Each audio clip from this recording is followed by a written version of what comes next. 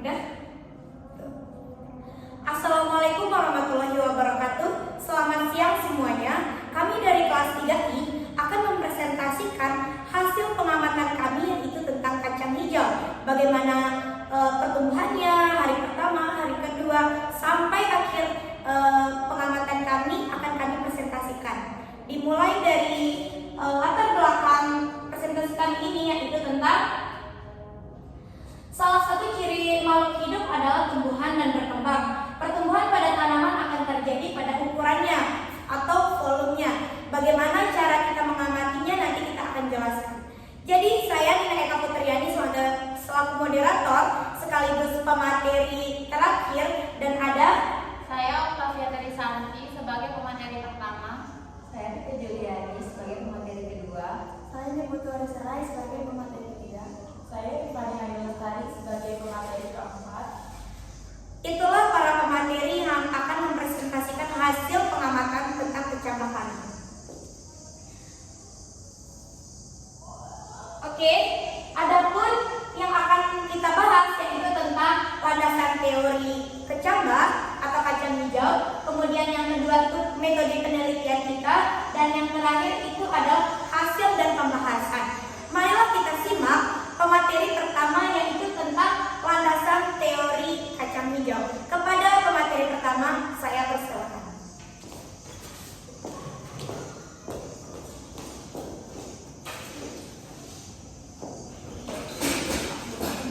Baik, di sini ada landasan teori. Nah, landasan teori ini mencakup yang pertama itu adalah tumbuhan dan perkembangan pada tumbuhan. Yang kedua itu ada pengaruh cahaya matahari terhadap pertumbuhan kacang hijau. Yang ketiga itu ada objek peneliti. Nah, yang pertama di sini ada pertumbuhan dan perkembangan pada tumbuhan. Jadi, perkecambahan adalah munculnya pelumula atau tanaman kecil dari dalam biji. Jadi berdasarkan letak kotiledonnya, perkecambahan dibedakan menjadi dua, yaitu epigel dan hepigel.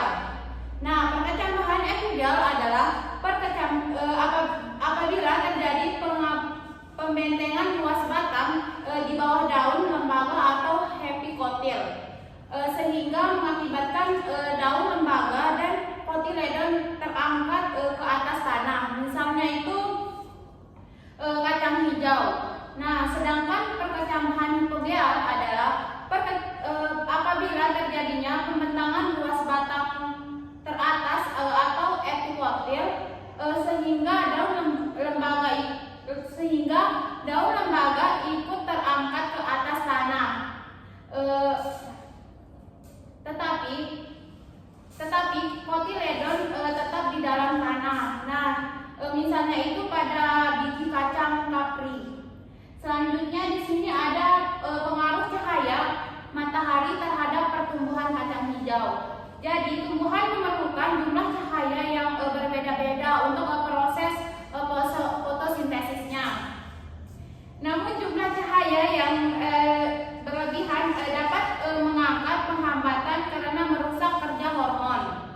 Nah, pertumbuhan atau auksin fungsi utamanya itu hormon auksin adalah sebagai pengatur pemasaran sel dan memacu pemanjangan sel di daerah cahaya di daerah belakang meristem ujung tumbuhan yang mendapat cahaya kurang atau di tempat gelap akan terjadi pertumbuhan yang sangat cepat. Tetapi daun kecil dengan warna hijau muda dan batang akan berluas-luas panjang atau etiolasi. Nah, selanjutnya di sini ada objek penelitian kacang hijau. Jadi kacang hijau itu merupakan salah satu tanaman semusim yang berumuran pendek, kurang lebih itu 8 hari. Nah, dalam dunia pertumbuhan, tanaman ini itu diklasifikasi seperti berikut. Yang pertama itu ada kingdom atau plante, tumbuhan. Nah, yang kedua itu ada subkingdom atau Trechebionta atau tumbuhan pembuluh.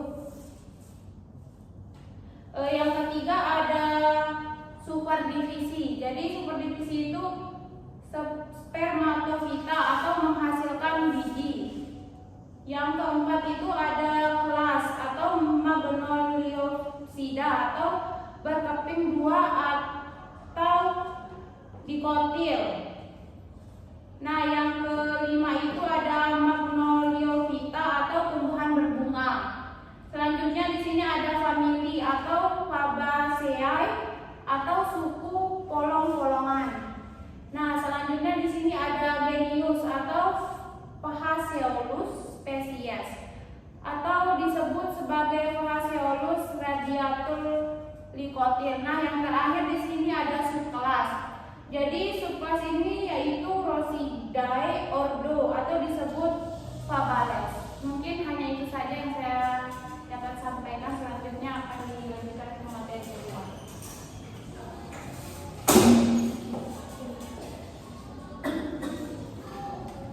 Oke, yang kedua itu metode penelitian. Jadi jenis metode yang kami gunakan itu adalah metode eksperimen. Jadi metode eksperimen ini metode yang dilakukan dengan mengadakan manipulasi terhadap objek penelitian. Eksperimen ini dilakukan menggunakan objek biji kacang hijau pada media kapas yang dibasahi. Kemudian objek tersebut ini kita bedakan tempatnya, yaitu tempat gelap dan tempat terang. Yang pertama, yang kedua itu ada variabel penelitian. Jadi yang pertama itu ada variabel bebas. Variabel bebas ini merupakan variabel yang mempengaruhi atau yang menjadi sebab terjadinya perubahan atau timbulnya variabel terikat. Variabel bebas ini dalam percobaan yang kami lakukan adalah banyak sedikitnya intensitas cahayanya. Yang kedua, variabel terikat. Variabel terikat ini merupakan variabel yang dipengaruhi atau yang menjadi akibat karena adanya variabel bebas. Variabel terikat ini dalam percobaan yang kami lakukan adalah morfologi kacang hijau dan pertumbuhan kacang hijau. Yang ketiga, variabel terkontrol. Variabel terkontrol ini adalah variabel yang dikendalikan atau dibuat konstan, sehingga hubungan variabel bebas dengan variabel terikat ini tidak dipengaruhi oleh faktornya. Variabel terkontrol ini digunakan oleh peneliti bila akan melakukan penelitian yang bersifatnya membandingkan.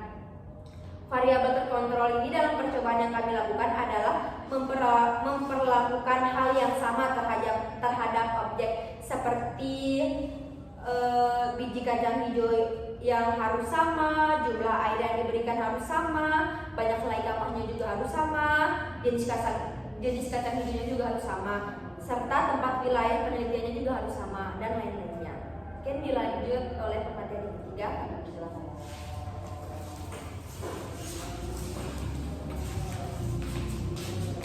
Oke, baik. Selanjutnya yang ketiga ada waktu dan tempat.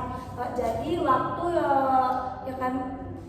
kami untuk melakukan proses penanaman kecambah itu dari tanggal 14 November 2024 sampai dengan tanggal 20 November 2024. Dan juga tempatnya itu pada intensitas cahaya terang, seperti terkena sinar matahari langsung, kami melakukannya di teras rumah. Sedangkan pada intensitas cahaya gelap, tidak terkena sinar matahari langsung, kami melakukannya pada lemari yang ada di kamar karena dia tertutup dan tidak terkena sinar matahari.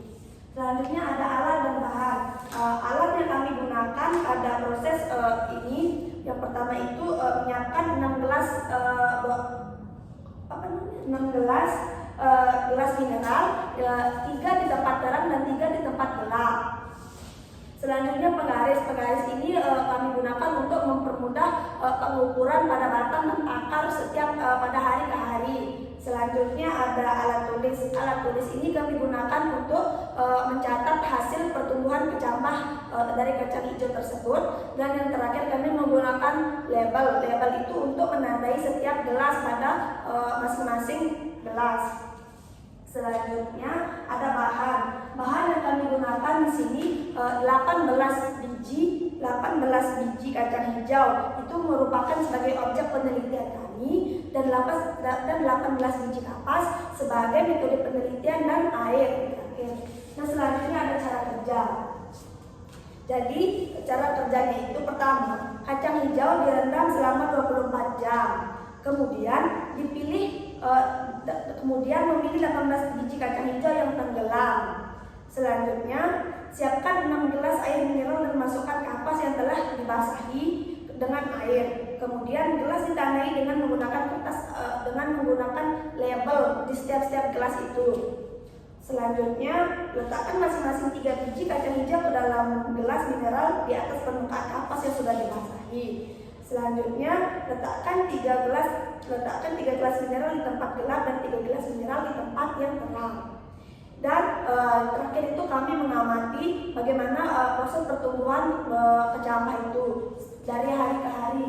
Dan ini merupakan salah satu dokumentasi proses pertumbuhan kecambah yang telah kami tanam. Sekian dari saya, akan dilanjutkan.